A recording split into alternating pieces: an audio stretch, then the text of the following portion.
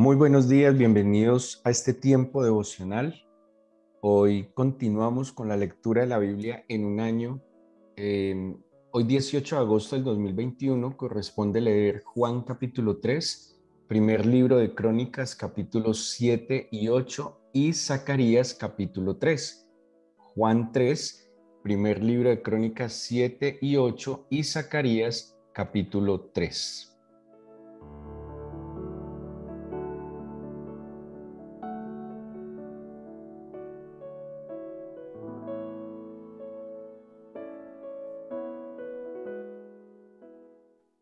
Les invito para que meditemos hoy en el Evangelio de San Juan, capítulo 3, en uno de los textos del Nuevo Testamento más importantes por el contenido que tiene respecto a lo que es la manifestación del amor de Dios.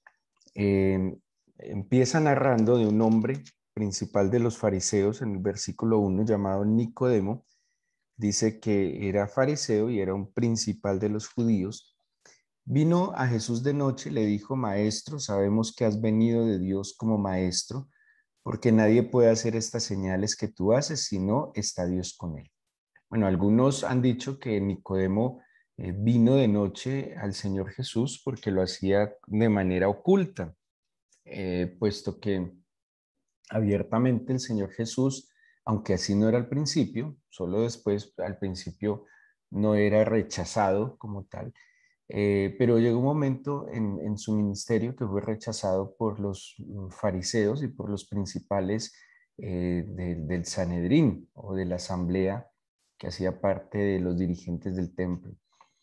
Pero también hay una razón por la cual posiblemente Nicodemo vino de noche al Señor Jesús, y era que para los rabinos había una hora muy importante para la oración, y era precisamente la noche, porque era más tranquila, había menos interrupciones, y de alguna manera a los fariseos religiosos les gustaba orar por la noche.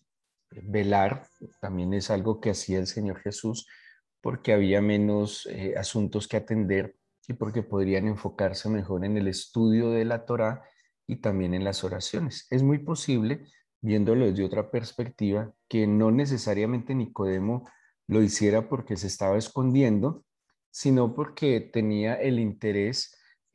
Si lo reconoce como maestro, si lo reconoce como un hombre diferente, pues seguramente el mejor espacio para poder estar con el Señor Jesús sin interrupciones y sin que nadie, pues claro, acuérdense que el Señor Jesús lo buscaban para que les alimentara, para que los sanara.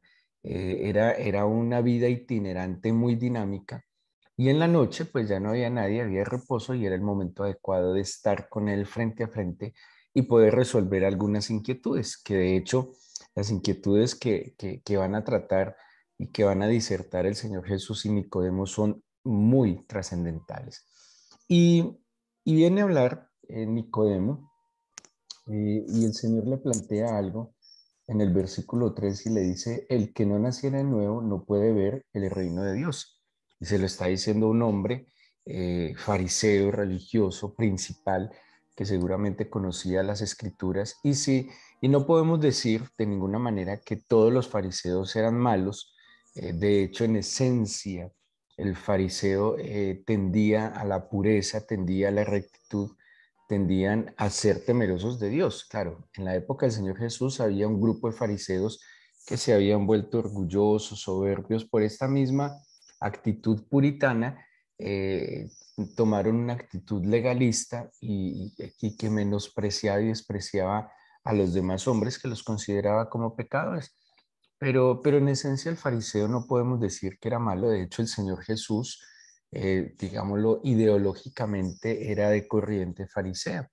Y vemos aquí un hombre inquieto, Nicodemo, un hombre anhelando conocer más de aquellas enseñanzas diferentes del Señor Jesús. Y el Señor Jesús le plantea algo sobre el nacimiento de nuevo para poder ver el reino de Dios.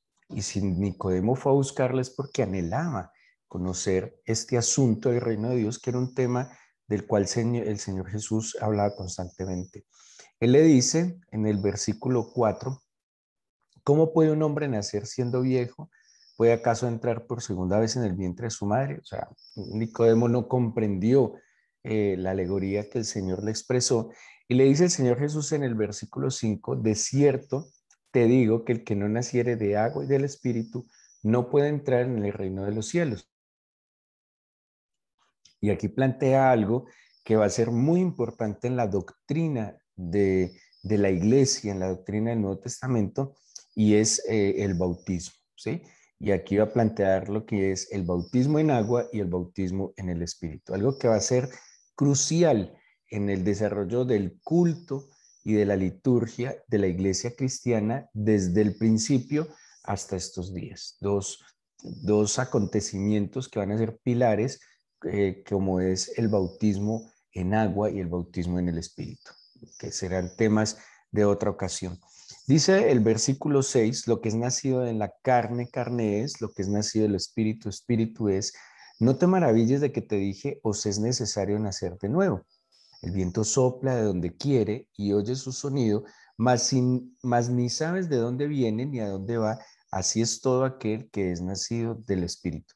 La palabra que se utiliza en el griego para espíritu y viento son la misma, neuma, neuma.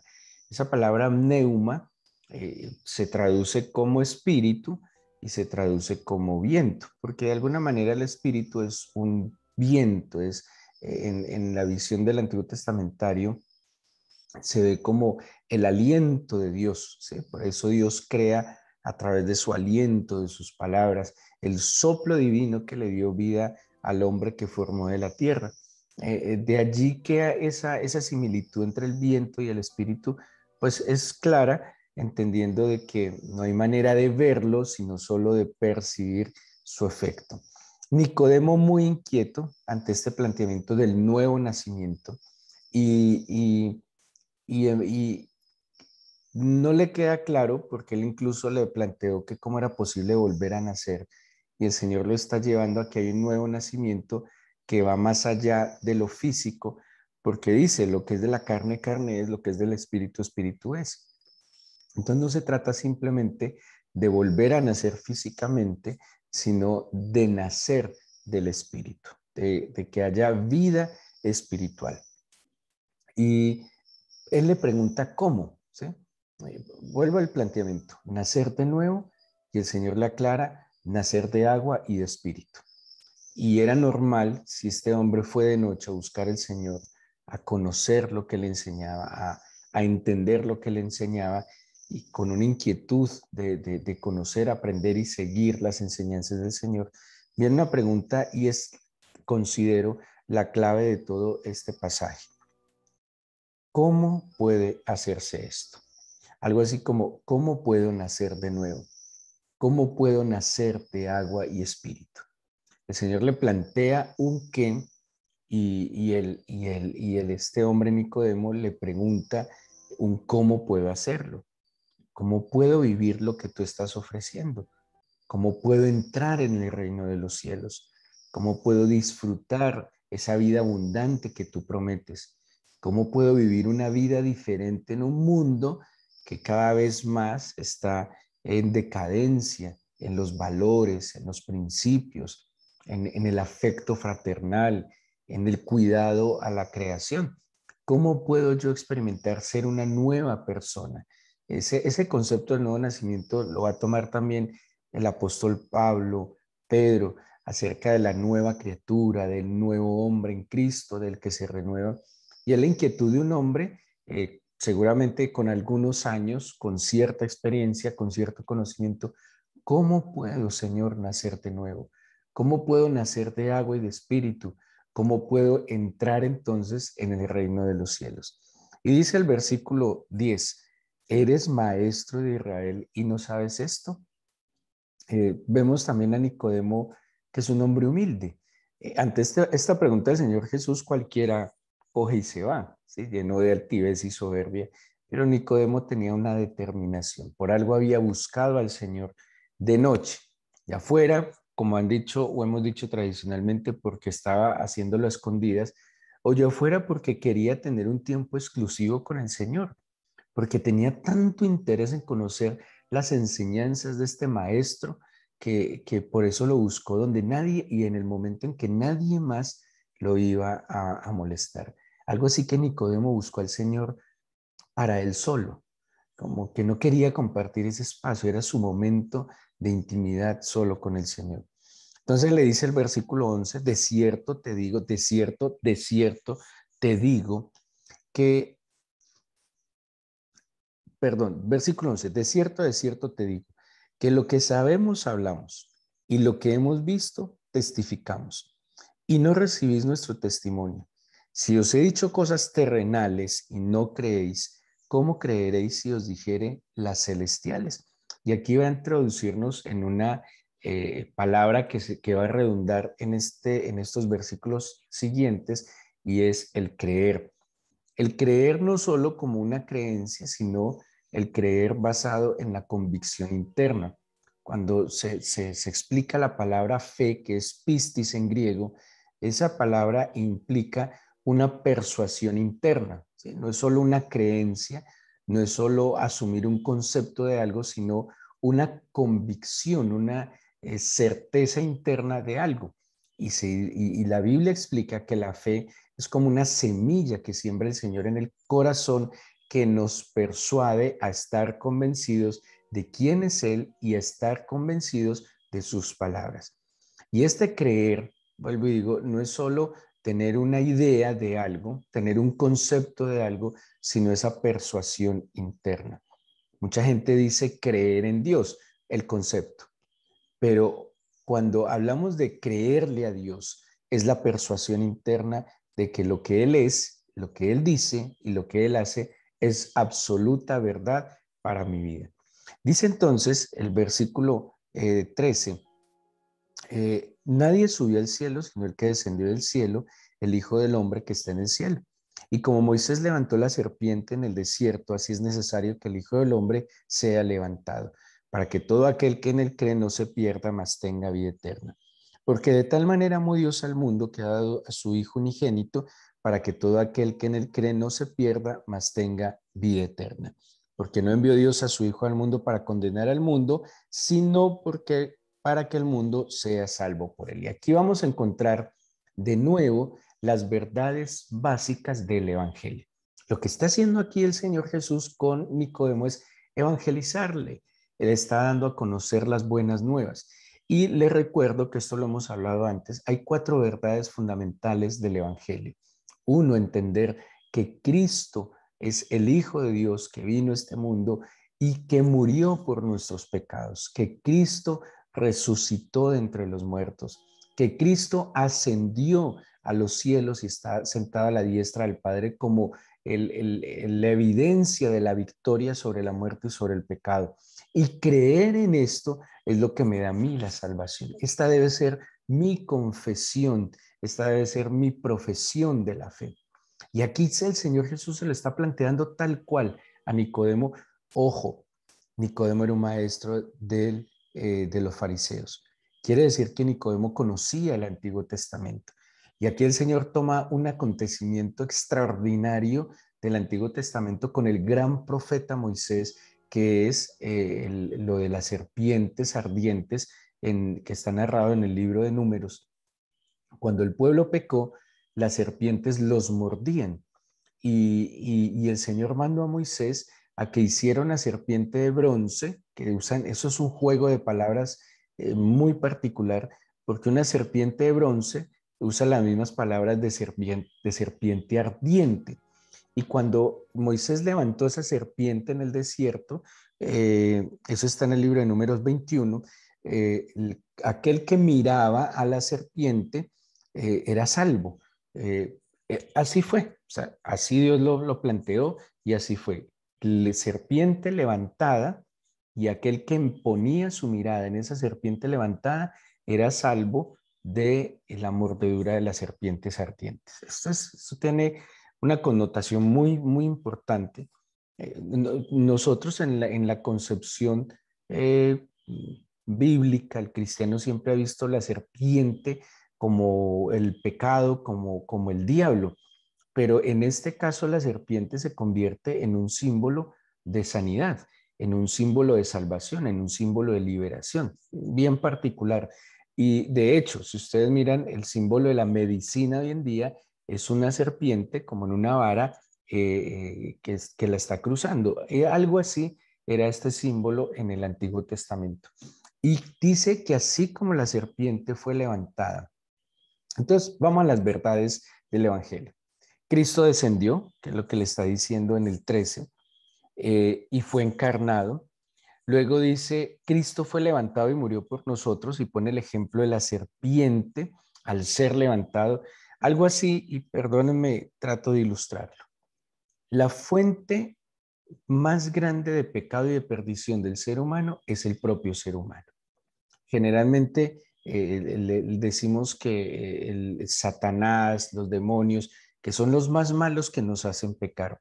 Pero la principal fuente de pecado en la vida es el propio ser humano, su corazón, su concupiscencia, sus conflictos, sus necesidades mal suplidas, bueno, y una cantidad de sentimientos que salen, que surgen, que lo lleva a actuar de manera equivocada. O sea, el ser humano es la principal fuente de pecado, sin duda alguna.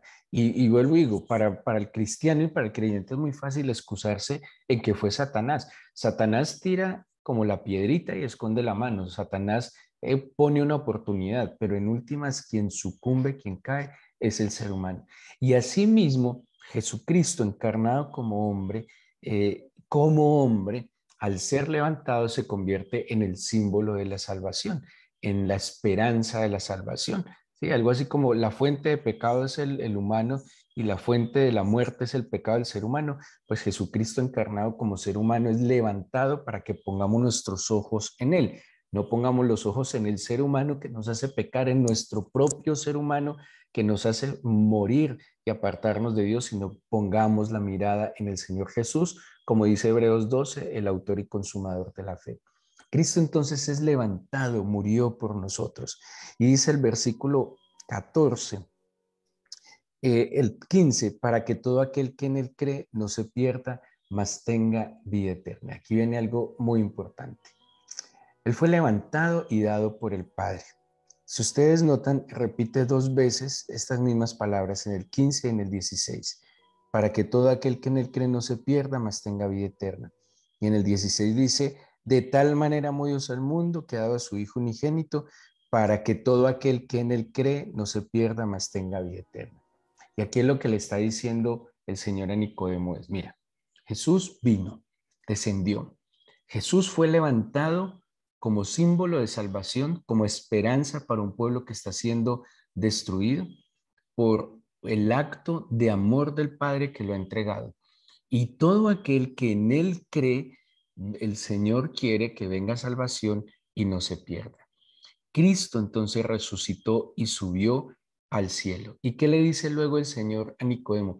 Y el que cree en esto, pues aquí viene la respuesta a tu pregunta, Nicodemo. Tú preguntaste cómo nacer de nuevo y cómo nacer de agua y de espíritu y cómo entrar en el reino de los cielos. Aquí está la respuesta. Quien cree que Jesucristo descendió y fue encarnado, quien cree que Jesucristo fue levantado y murió por nosotros, quien cree que Jesucristo resucitó y subió al cielo victorioso y pone sus ojos en él. Y aquí el punto es ese. Los ojos, ¿dónde están? Nuestra mirada, ¿dónde está? Es que cuando nosotros seguimos mirando al ser humano, cuando nos seguimos considerando tanto a nosotros mismos, cuando consideramos tanto al que está a nuestro lado, eso nos está llevando a la muerte, a la destrucción, a la depresión, a la ansiedad, al pecado.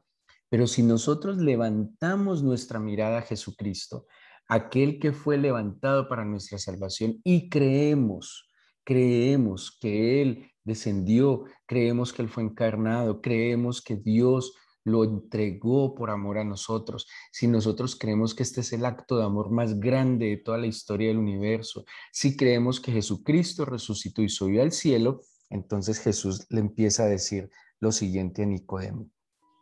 ¿Por qué no envió Dios a su Hijo? Versículo 17. Entonces, primero, no se pierde. O sea, quien cree esto nace de nuevo. En el versículo 16 dice, no se pierde. También le dice, tiene vida eterna. Luego dice el versículo 18, perdón, 17, porque no envió Dios a su Hijo al mundo para condenar al mundo, sino para que el mundo sea salvo por él. Entonces, mire, quien cree esto que tiene, nace de nuevo, no se pierde, tiene vida eterna, tiene salvación, no es condenado. Mire, 5 cosas, 5 resultados, hasta ahorita en unos pocos versículos, de lo que es creer que Cristo descendió, Cristo fue encarnado, Cristo fue levantado, murió por nosotros, Cristo resucitó entre los muertos y subió al cielo. Creer esto nos permite nacer de nuevo, no perdernos, tener vida eterna, ser salvos, no ser condenados. Mire lo que va a plantear en estos versículos que sigue. 18. El que en él cree no es condenado, pero el que no cree ya ha sido condenado, porque no ha creído en el nombre del unigénito Hijo de Dios. Y esta es la condenación. Imagínense tan detallada esta conversación entre el Señor Jesús y Nicodemo, que le va a decir que es condenado. Esto no sirve para una evaluación.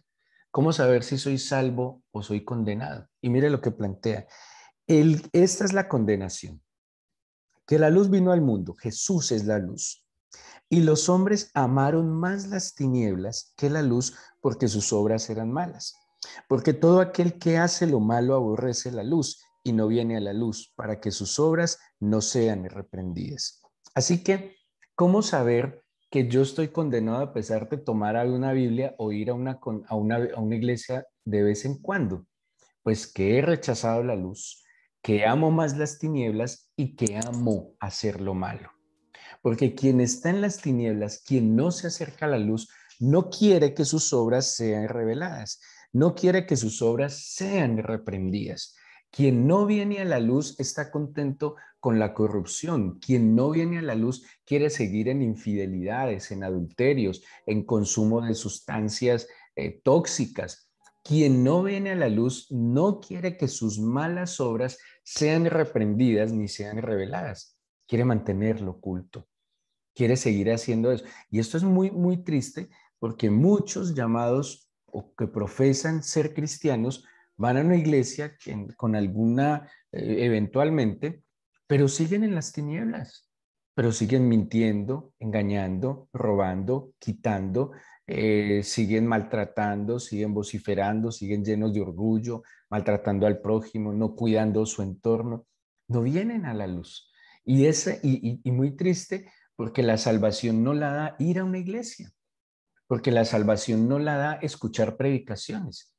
Hay gente que escucha predicaciones todo el día, pero su corazón está lleno de amargura, de odios, de resentimientos, maquinan maldades, no han venido a la luz, porque la luz no es escuchar predicaciones, la luz es Jesucristo. Nicodemo no se quedó con los mensajes y las predicaciones del Señor Jesús, no, vino a él de manera personal. Y cuando vino a él de manera personal, encontró la respuesta para nacer de nuevo, para ser salvo. Y aquí el Señor dice, es que el que rechaza la luz es porque no quiere ser salvo. El que rechaza la luz no quiere que sus obras sean reprendidas. Pero el que practica la verdad, dice el 21, viene a la luz para que sea manifiesto que sus obras son hechas en Dios. Así que quien cree este acto de salvación de Jesús de nuevo, nace de nuevo, no se pierde, tiene vida eterna, es salvo, no es condenado, practica la verdad y viene a la luz. ¿Y a qué viene a la luz? Viene a la luz para que sea manifiesto que sus obras son hechas en Dios. O sea que el que ha creído, ha aceptado el anuncio del Evangelio, no, ya sabe que no está perdido, ya sabe que no es condenado y cada vez que viene a la luz, viene para comprobar, para evaluar, para examinar si sus obras son hechas en Dios. Porque allí en la presencia del Señor es donde se activa el discernimiento y yo puedo saber si lo que estoy pensando, haciendo, lo que estoy planeando es conforme a la verdad divina o es conforme a mi propia concupiscencia. Espectacular. Esta enseñanza que el Señor le da a Nicodemo tiene una trascendencia extraordinaria. En esencia, tiene como toda la sustancia de lo que es el Evangelio. ¿Y qué trae creer en el anuncio de este Evangelio? ¿Y qué es creer en el Evangelio? ¿Y qué es el Evangelio? Quien cree esto viene a la luz, viene a la verdad, ha recibido la oportunidad de ser una nueva criatura. Pero muchos han escuchado esto y ¿sabe qué hacen? Según el mismo planteamiento del Señor Jesús, lo rechazan porque aman más las tinieblas, porque aman más hacer lo malo, porque no quieren ser reprendidos por sus obras malos, porque es mejor seguir en el chanchullo, la corrupción, en la violencia, en la arrogancia, que venir a ser confrontados con la verdad divina. Pero qué fuerte y qué triste que quien insiste a pesar de haber escuchado y haber visto la luz, y quien insiste en las tinieblas, pues como dice la Biblia, está condenado. Y vuelvo y digo, y lo soporto con lo que acabamos de estudiar, no es ir a una iglesia lo que le da la salvación a alguien. No es ni siquiera hacer un curso en alguna iglesia lo que salva a alguien. Es venir ante el Señor Jesús, venir a la luz, creer estas obras, creer que Jesucristo es el Hijo de Dios que descendió, que fue encarnado, creer que Jesucristo murió por nosotros, que resucitó victorioso, creer que Jesucristo está a la diestra del Padre y ser confrontado en su verdad para poder vivir esa nueva vida que el Señor Jesús nos ha dado. Oremos, démosle gracias al Señor y hagamos una confesión de fe. Yo le invito a que abra sus labios y su corazón y haga esta confesión de fe. Y con sus labios abiertos, porque la Biblia dice en la epístola de Pablo a los Romanos que con el corazón se cree para salvación, pero que con los labios se confiesa para vida eterna. Así que sí es necesario orar, abrir los labios, creer en el corazón. Y dígale al Señor, aquí estoy. Y hoy creo y confieso con mis labios que tú eres el Hijo del Dios eterno, el unigénito del Padre, que tú viniste a esta tierra en un acto milagroso y soberano, estuviste entre nosotros. Padeciste nuestras necesidades, dificultades, pero tú nunca pecaste. Creemos, Señor, que eres sin duda el Maestro por excelencia, que eres el Emmanuel, el Dios en medio de nosotros. Confesamos y creemos en nuestro corazón que tú fuiste encarnado y que padeciste a causa de nosotros la muerte. Y no hablo solo de la muerte física en la cruz, que fue atroz, que fue lamentable. Fue la separación del Padre a causa de llevar el pecado de la humanidad. Porque tú experimentaste también la muerte espiritual al llevar el pecado. Por eso clamaste, Señor, ¿por qué me has abandonado? Porque experimentaste la soledad, experimentaste la angustia que trae el pecado. Lo hiciste por amor a mí.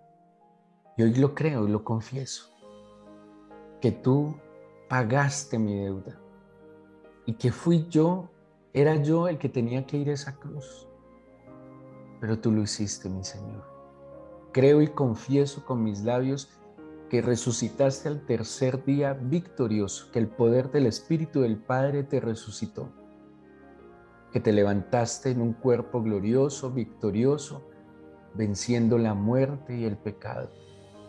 Creo y confieso con mis labios que estuviste resucitado en medio de tus discípulos 40 días, manifestándote con pruebas indubitables, dando instrucciones a tu iglesia, al establecimiento de tu reino en este mundo, Señor.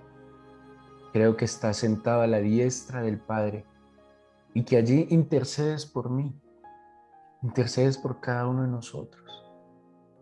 Que tú me dijiste que todo lo que le pidiera al Padre en tu nombre lo haría. Y hoy creo que tú eres mi Señor y confieso con mis labios que eres mi vida, mi esperanza, mi amor. que eres mi amigo fiel, que eres mi pastor, mi gran pastor, mi principal pastor. Creo y confieso con mis labios que eres mi vida entera, la luz de mis ojos que me fortalece. Eres mi maestro, quien ha sabido con paciencia sentarse, instruirme, corregirme. Y que eres también mi compañero, que no me has dejado solo y que me has consolado en mis tristezas, que me has fortalecido en mis debilidades, que me has animado a lanzarme de tu mano. Creo en mi corazón y confieso que eres mi Señor, que eres mi guía, que eres mi pastor y mi todo. Y creo, Señor, que tú me has hecho una nueva criatura, que me has permitido vivir una vida diferente, completamente nueva. Creo, Señor, que tú me has salvado de la condenación. Creo, Señor, que tú me has permitido tener una vida eterna. Y hoy vengo a la luz y quiero venir cada día a la luz a examinar si mis obras son agradables a ti, Señor. Y te pido que la luz de tu Espíritu irradie en nuestra mente y corazón y que podamos caminar de tu mano. Entiendo que la salvación no es un tema de ritos, de tradiciones, de conceptos. La salvación es una verdad dada en una relación personal y estrecha contigo. Gracias por tanto amor. Gracias por bendecirnos. Gracias por amarnos como tú lo has hecho. Gracias por no escatimar a tu Hijo unigénito. Gracias, Señor, por insistir a través de tu Espíritu cada día para poder venir a tus pies. Te entrego este día, mi Señor, y te pido que tu bendición esté sobre cada uno de tus hijos que con esfuerzo y disciplina te buscan cada mañana. Fortalécelos, bendícelos, apártalos del mal, no los dejes caer en la tentación. Suple sus necesidades hoy, físicas, económicas, emocionales. Sana al enfermo y consuela al quebrantado de corazón. Te lo pido, Señor, en el nombre de Jesús. Amén.